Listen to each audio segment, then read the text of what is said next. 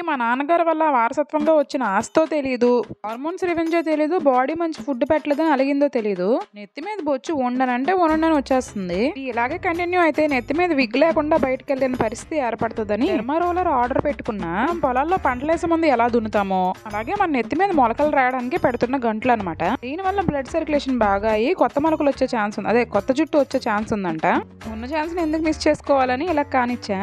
దీని ఎఫెక్ట్ ఎలా ఉన్నదని నాకు నెక్స్ట్ వీడియోలో చెప్తాను. తొందరపడి ముందే కొనివద్దు, డబ్బులు వేస్ట్ అయిపోతాయి. నాకు డాక్టర్ ఇచ్చిన స్ప్రేని స్ప్రే చేశా. ఇది నా నైట్ కేర్ రొటీన్.